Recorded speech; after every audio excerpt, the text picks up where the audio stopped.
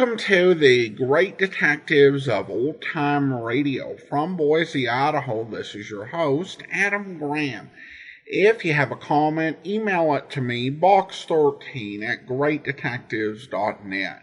Follow us on Twitter at Radio Detectives and become one of our friends on Facebook. Facebook.com/Radio Detective. Today I want to highlight something that I'm doing on both my Instagram and YouTube accounts. I've begun to post things that I'm calling OTR clips. They're just little bits of various programs that I listen to outside my typical Great Detectives listening. And I'll go ahead and post it both at the Instagram.com/Great Detectives as well as YouTube.greatdetectives.net as an audiogram, which is, video with audio and a still picture. And we found some really interesting little gems, including there was a Rudy Valley Show episode where he did a medley of songs that car salesmen in 1938 were singing at their conventions. And then we also had a song by Eddie Cantor and a little 1-minute clip with a Russian-American actor talking about the Soviet Union, and then a little clip from the life of Riley. So these are just little bite-sized standalone bits of old-time radio goodness we are posting over on Instagram and YouTube. Now also on the Instagram.com/Great Detectives, we're also posting little snippets and sneak previews of all of our Great Detectives, Superman, and Amazing World of Radio episodes. So you can listen and kind of get a preview as to some of the things going on in the episode. So that's nice when we're doing a new series, or if, say with what we're doing with our summer Amazing World of Radio series, you can listen and decide whether you want to listen to more. And that again is over at Instagram.com/Great Detectives. Well, let's go ahead and take a listen to Casey Crime Photographer. Original air date September 25th, 1947, and the title is Treasure Cove. The Anchor Hocking Glass Corporation brings you Crime Photographer.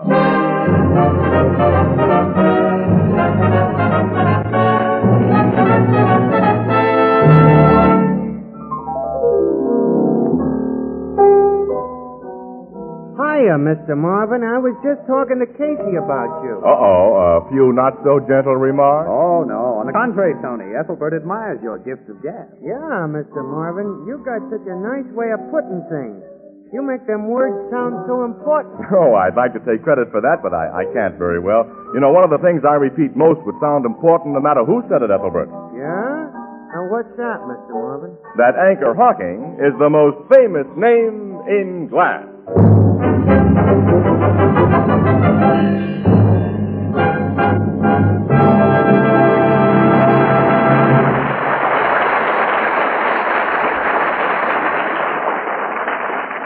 Good evening, ladies and gentlemen. This is Tony Marvin. Every week at this time, the Anchor Hocking Glass Corporation of Lancaster, Ohio, and its more than 10,000 employees bring you another adventure of Casey Crime Photographer, ace cameraman who covers the crime news of a great city.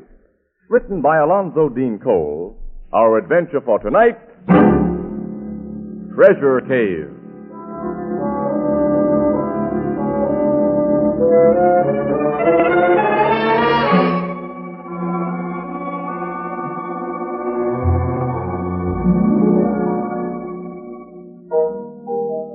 Early evening, the Blue Note Cafe.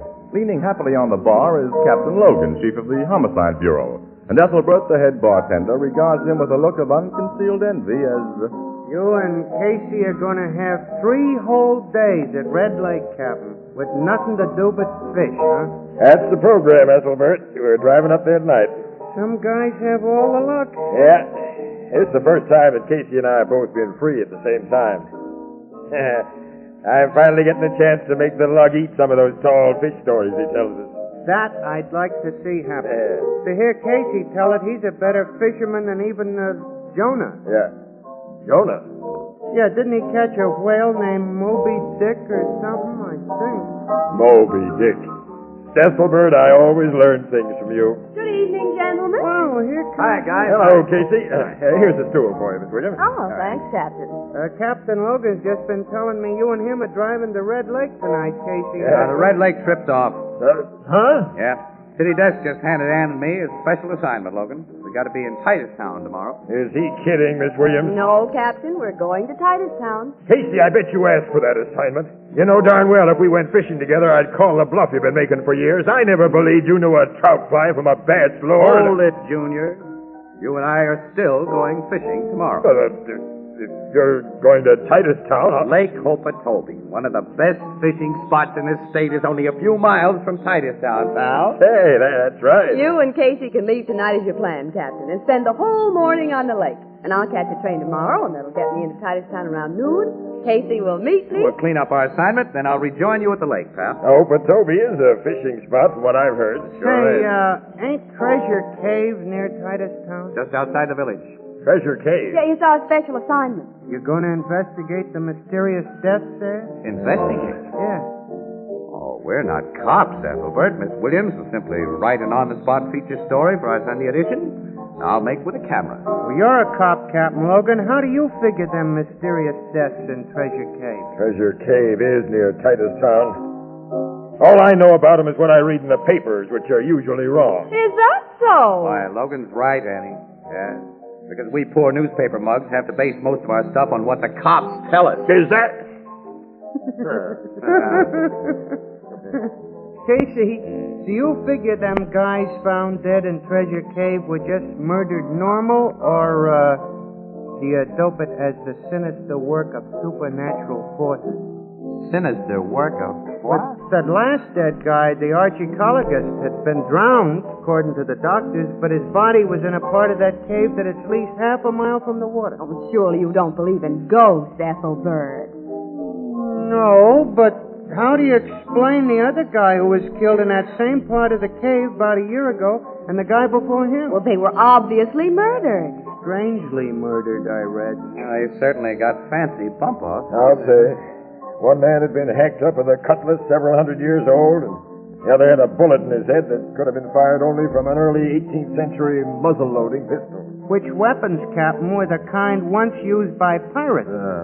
And dead pirates are supposed to haunt that cave because their garden treasure they hid there. If one of the good guys in my department could be detailed to that backwoods Titustown neighborhood, he'd clean up the case in 24 hours. Oh? You're going to Titustown, pal? We're on vacation to fish. But if the boss of your department was one of its good guys... Nuts. Casey, maybe you and Miss Williams can solve the Treasure Cave mystery. Well, of course, we're only amateur Sherlock, so it may take us a little over 24 hours to crack it. Maybe even 25, Annie. Maybe 26, Casey. After all, we haven't Captain Logan's long experience. That's right. It'll be embarrassing to the captain when you bust the case when it's known he was up there with you and didn't do nothing but fish.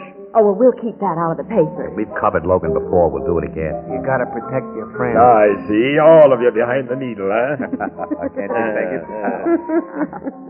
Casey, I can't get mixed up in that Treasure Cave thing officially, but well, I'll go there with you and Miss Williams tomorrow if you won't tell anybody who I am. Okay, pal, it's a deal. We got a call first on the man who owns the cave, Captain, Mr. Lefton. He doesn't like unpleasant publicity, but he's an old friend of our managing editor who finally got his permission to let Casey and me go over the place. This Lefton's a pretty rich guy, I hear. He's a retired broker who became a gentleman farmer. Fraser Cave's at one end of his farm. I'll tag along when you call on him. Now, Casey, if we're going to get some early morning fishing, we got to hit the road. Okay, let's go.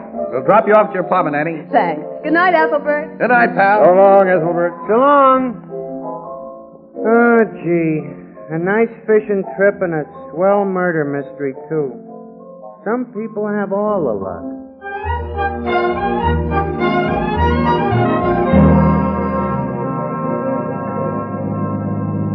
Don't tell me, Casey, nobody ever caught fish with the wiggler lure you used this morning. Oh, is that so? Well, I've caught fish, and plenty with that wiggler. It didn't work this morning because every time I got a near strike, you were splashing around with that pork rind bait. Pork rind's the best bass bait in the world. That's so. Why'd you catch something with it, then? Well, only because you were... Casey, Captain, please. Huh? Women are supposed to be gabbers, but no two gals ever extended a two-word subject like no fish into an hour-long argument. How about the two-word subject long skirts, Annie? Or a popular one-word subject, men. If you men were gentlemen, you wouldn't gang up like that on a lady. Gang up one. Well, here's Lefton's house. Come on, let's pile out. Hey, someplace the guy has. I'll say. Beautiful house and a model farm and the ocean practically in his backyard. All we're interested in, Annie, is the cave he owns. Now, let's go in and introduce ourselves. Casey, remember, I don't want to be known as a city cop here. Oh, okay. Here, carry my camera and equipment case. Carry... Sure. We'll say you're my assistant photographer. Oh, swell, pal. Wait a minute. Remember, I demand a respectful attitude from underlings. So please address me hereafter as master. Nuts. Oh, hey, a woman's just come out the door. Good afternoon. How do you do? We have an appointment with Mr. Lefton. You're the newspaper people? Yes, Morning Express. Our managing My brother editor... told me to expect you. I'm Miss Lefton. Oh, nice to know you. This is Miss Williams. How do you do? How do you do? Mr. Logan, my assistant. And my name is Casey. Please come in. Thank you. My brother's in the living room here. Basil? Oh, yes, Ida. The newspaper people are here. Oh. Miss Williams, Mr. Casey, Mr. Logan. This is Mr. Lefton. Sit down. Thank you. Ida, get Ramsey. Very well, Basil. Excuse me. Ramsey is my superintendent. He'll take you people to the cave. Frankly, I deeply resent the invasions of my privacy caused by the so-called mystery murders in Treasure Cave. So please get your material as quickly as possible. Yes, we will, Mr. Lefton. I suppose the stories given to the press associations by the county sheriff's office are substantially correct. Insofar as I know, and all I know is that during the past year and a half, 3 men have been found dead in the cave. According to legend, Mr. Lefton, pirate treasure is hidden in the cave. That's only a legend, Miss Williams. Have you any theory to account for the recent murders, Mr. Lefton? I think they're the work of a madman. Why? Because they were so utterly purposeless. None of the victims were robbed, and they had nothing in common. Sheriff Fargo agrees with me. Yeah. The 3 victims had nothing in common, huh? Nothing. But all had your permission to be in the cave. Yes, I've never thrown it open to the general public. Well, then your permission is one thing they had in common. That can scarcely account for their deaths, Mr. Excuse Casey. me, Basil? Yes, Ida. Mr. Weiler's on the phone. Will you talk to him? What does he want? The same old thing? Yes, he says he's willing to increase his last offer by $2,000. Tell him I say again that the land isn't for sale. Why don't you tell him? I'm tired of telling him. Anyway, it's your concern more than mine. This property is going to belong to you. I'll tell him. Forgive me for shouting at you, Ida. Did you send for Ramsey? Yes, he's on his way here.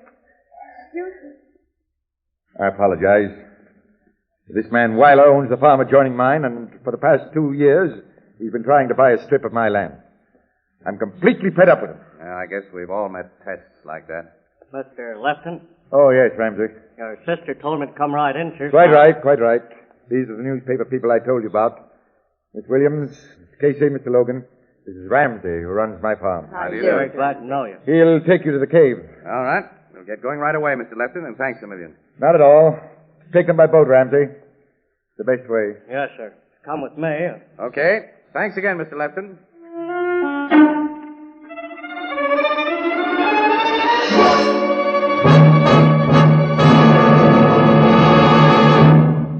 Our story will continue in just a moment.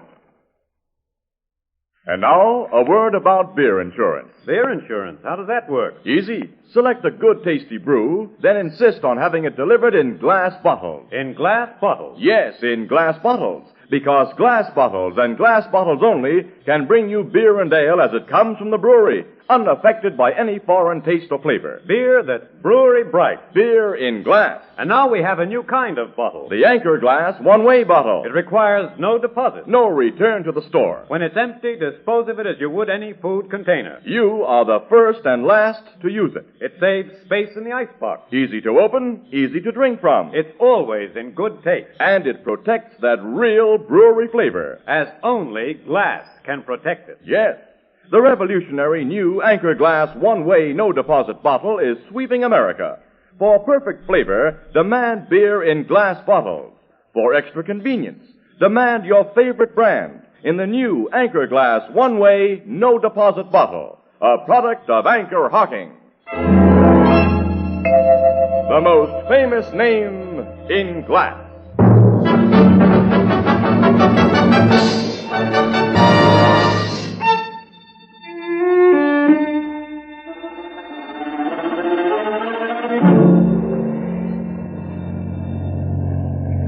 This motorboat will get us to the cave in just a few minutes. If it took you folks overland, it'd take longer.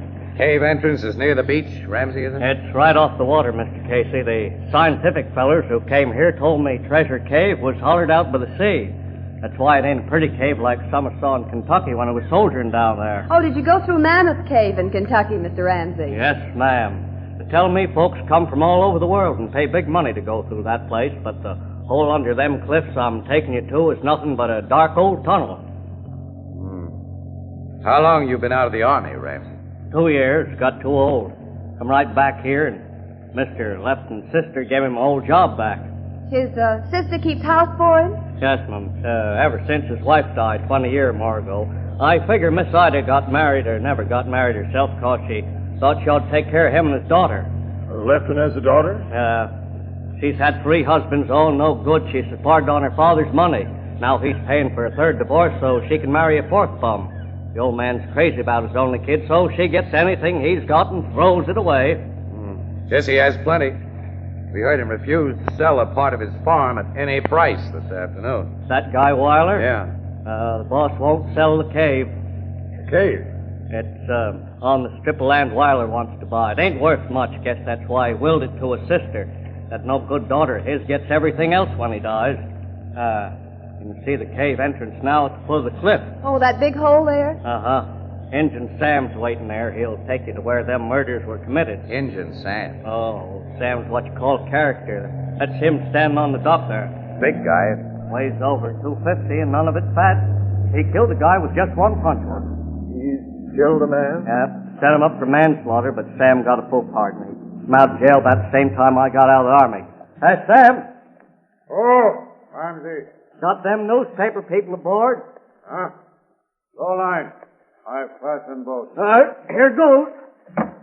I got... I'll help you out, lady. Oh, thanks, Mr. Ramsey. Sam, this is Miss Williams, Mr. Casey. Doggone, I forgot your name. Oh, Logan, my assistant. Oh, sure, Logan. Oh, don't forget my equipment, Logan. Yeah, Mr. Casey. I bring lantern here for each. Take there. Much obliged. Thank you. Leave you folks now and get back on my job. Much obliged for your help, Ramsey. I'll thank my boss. Watch out for him, Sam. I watch out, Ramsey. Casey, I don't like this Indian Sam. Neither do I, Annie. Not so crazy about Ramsey, either. Where you people want to go? To Spirit Temple place where murders are done? Yes, Sam.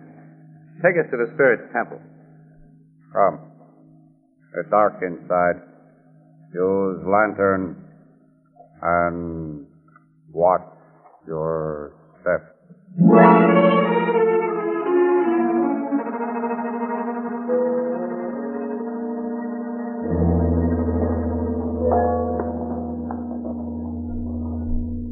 When do we get to the Spirit's Temple, Sam? Soon out. Hey, how big is this cave? You've been walking a long time. Half mile. And most uninteresting, just a dark, dreary tunnel. Yeah, certainly no tourist attraction. Cave made by spirits. Ever run into one of those spirits? I hear and see many things in caves that make me afraid. I not go alone to Spirit Temple anymore. When did you see and hear those things? After I come back here from prison. Have you told the police about it? I tell Sheriff Fargo. He say I crazy. I go ahead now. Cave gets very narrow here. You follow. Hey, how does that guy strike you, Casey? You think he's nuts or putting on an act? I don't think he's nuts, Logan. He makes a swell suspect for all 3 of those murders. Apparently the county sheriff doesn't think so. Sheriffs are sometimes better politicians than they are policemen. Said a mouthful there. I'll say. Hey, the cave has gotten narrow. Yeah, there's only a passage here. Winds around like a corkscrew. Watch that back there. Shine lights on floor. You go downward now. We're watching, Sam. Careful, Annie. Yeah, I'm being careful. It is deep. And now the passage is getting wider. There's a squeeze back there for cars behind the guys outside, Casey. Much tighter squeeze for an Indian Sam. This guy's built like a battleship. Hey, we're coming out in a huge chamber. Hey, ceiling must be 100 feet up. Here is Spirit's temple where men die. Yeah. Show us where those dead men are found. Come. Man killed by pirate sword died here. Oh, the rocks are stained with blood, Casey. Yeah. Come.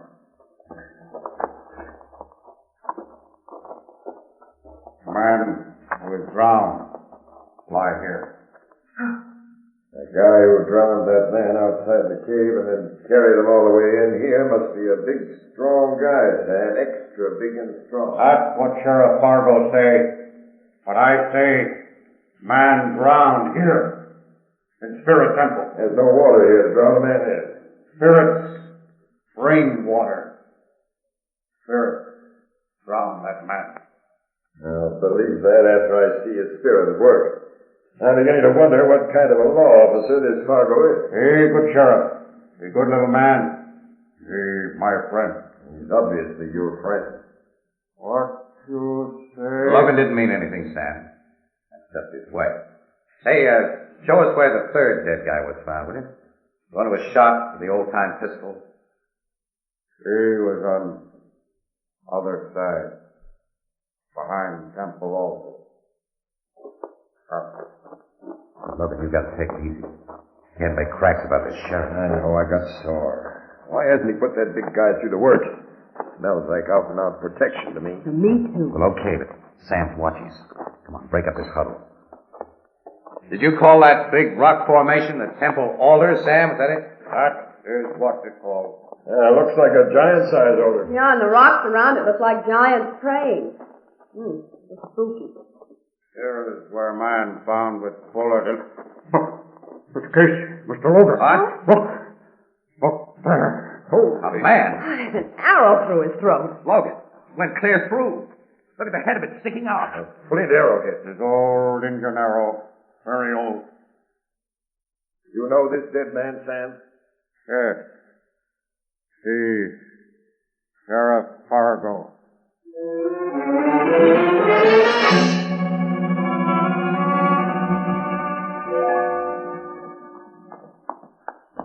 Come on, get in the car. Let's think this thing over. You know, we'd better do some thinking after what we've just been told by Sheriff Fargo's chief deputy. I owe Fargo's memory a big apology. He hasn't been missing a bet, Casey. You said it. Everyone who had access to that cave was checked by the sheriff's office, and Fargo spent hours in the Spirit Temple searching for leads. That's what he was doing this morning when the coroner says he got that arrow through his throat. He got it because he found a lead. As the others were killed because they'd found something. Oh, the pirate treasure? Apparently. Just before the first killing, that man Weiler tried to buy the cave and legal property rights to anything found on a person's land. Casey, drive out to Weiler's place and let's see what we can find out about him. It might take too long, Annie. We haven't got much time to waste up here. Drive back to Treasure Cave, Casey. We'll pay another visit to the Spirit's Temple. Check, pal. My idea exactly. But we'll stop off first at Lefton's house. Why?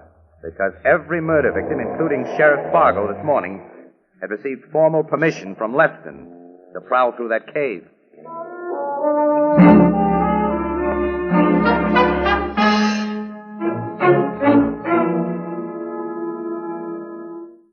Yes, you gentlemen and Miss Williams may go again to the cave. Thank you, Mr. Lefton. Ida, will you phone Ramsey's quarters and ask him to take these people by boat? Right away, Benson. I'm terribly distressed by Sheriff Fargo's death. Terribly distressed. He was a friend of mine.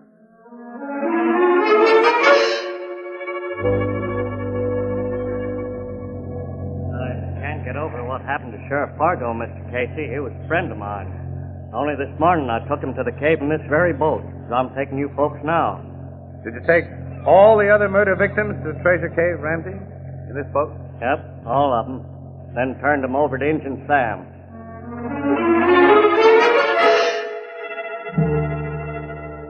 No, go inside cave with none of those men who were killed. They say they want to be alone. So I give them lanterns. Then go up to my house on cliff. Shall I guide you again to Spirit Temple? No, Sam. We want to be alone. Just give us lanterns. Okay. I give. Then go my house. Quite a few little things those murder victims had in common.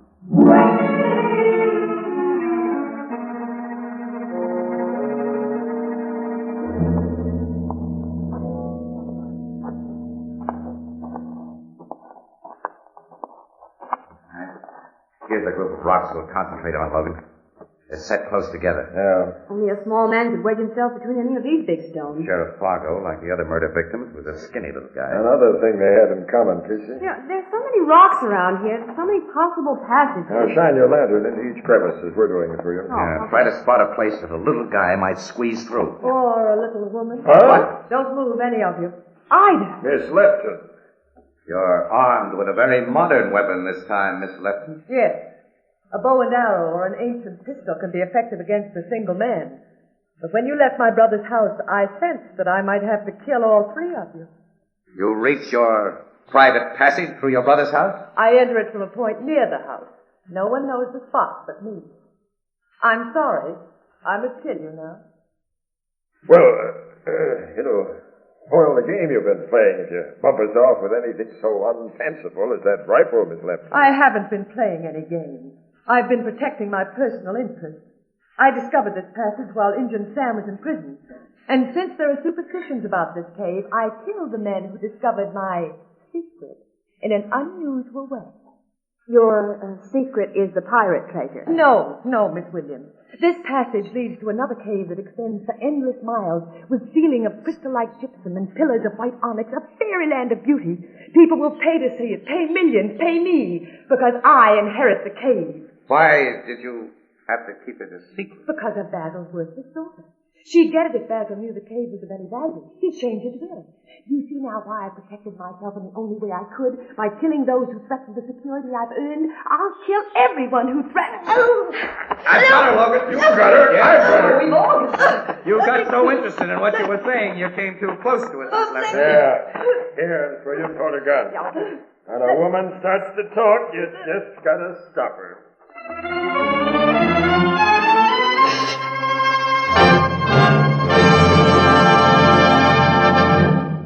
We'll join the crowd at the Blue Note in just a moment.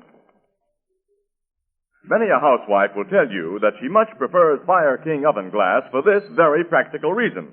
Fire King oven glass is so easy to clean. That's it. Fire King oven glass is so easy to clean. It won't absorb the baking stains and odors which are almost impossible to remove from ordinary baking dishes. Now, there's a scientific reason. Fire King oven glass has a special non-porous surface which is literally mirror smooth. This surface is achieved by a closely guarded Fire King secret process. This is just one of the many reasons it will pay you to insist on Fire King oven glass by name, for there is only one genuine Fire King oven glass. Now, you'll find a wide variety of Fire King casseroles, pie plates, and general utility dishes in all sizes wherever household glass is sold. You'll be amazed at the low price, and you'll be charmed by the clean, gleaming, pale blue beauty of Fire King oven glass, a product of Anchor Hocking, the most famous name in glass.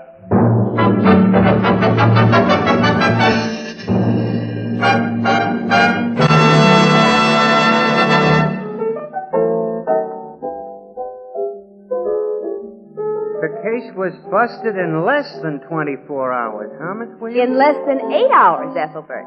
8 into 24. Gee, that's only a third of the time Captain Logan said. There were 3 of us working on it. 3? Well, Casey and Captain Logan makes only 2. Oh, you. Yes. There's a few things I don't get, Miss Williams. How did the guy get drowned in that spirit's temple half a mile from water? Well, it doesn't require an ocean to drown a man, Ethelbert. A small pail of water will do the job if you first hit him on the head with a rock and then dunk his face. So that's how. That's how. Clever, you women. Thanks. The only thing I got against women is they talk too much. Oh, yeah? Casey and Captain Logan still up at the lake catching fish. They're still at the lake, not catching fish. And they're talking about no fish. Talking, talking, talking.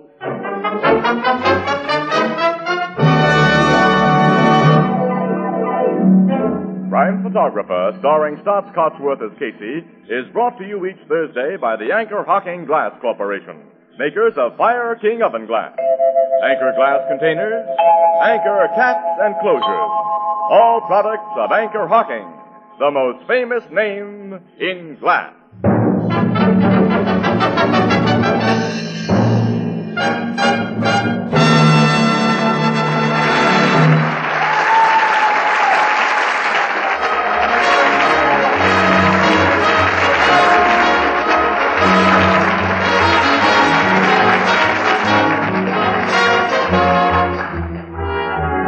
Crime Photographer is directed by John Deep. The original music is by Archie Blyer, and the program features Miss Jan Miner as Anne and John Gibson as Ethelbert. Herman Tittison is the Blue Note pianist. Daylight saving time ends next week, and the entire country will be on Standard Time. If your area has not been on Daylight savings time, tune in Crime Photographer 1 hour later. This is Tony Marvin saying goodnight for the Anchor Hocking Glass Corporation of Lancaster, Ohio, with offices in all principal cities of the United States and Canada. Thursday night on CBS is the biggest show in town, so stay tuned for exciting dramatizations on Reader's Digest Radio Edition, which follows immediately over most of these stations. This is CBS, the Columbia Broadcasting System.